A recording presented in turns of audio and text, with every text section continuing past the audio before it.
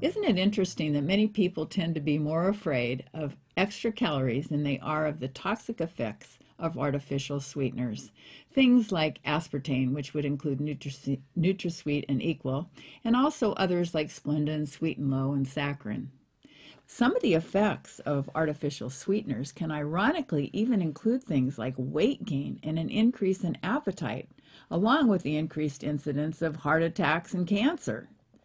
Now, the latest research suggests adding depression to the list due to a strong association with depression. Yeah, we have to be sure that we make the difference, the distinction between something that causes something because it's proven to cause it and something that's associated with it. We do epidemiological studies that show associations. It doesn't necessarily mean that that's the cause. So maybe depressed people just drink more diet sodas. That could be. As opposed to people that drink them become depressed. So that it becomes a marker of something rather than a cause. And an example would be the PSA in prostate cancer. When the PSA goes up, it tells you that prostate cancer is a big problem.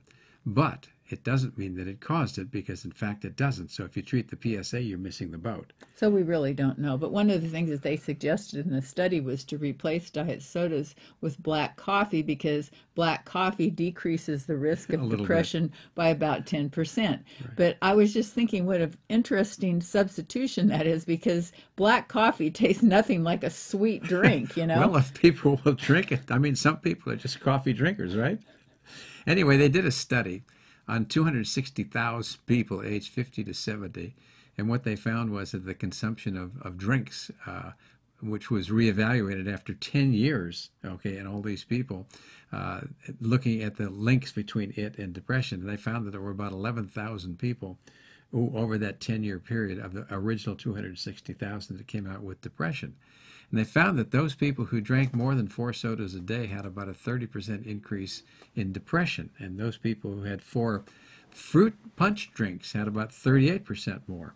And of those that were artificially sweetened. No, also. that was of all. But the ones who had artificially sweetened was what made up the bulk of those people. So it's all kinds of soft drinks that do that. But like you said, interestingly enough, coffee seemed to have a 10% lower risk for developing depression. And maybe now coffee's got caffeine in it, and it may be that the stimulant action is something that counteracts depression. So that but we don't know that study yet. That's right. So the question is, what does it mean? And of course, we're stuck in a place where we're not really sure. Well, we do know that artificial sweeteners and the diet sodas and so forth can be addicting.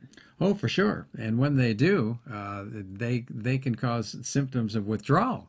And it's a surprising thing. We have a video on drsabuto.com that you may want to look at that talks about artificial sweeteners and its addictive effect. They can also be carcinogenic.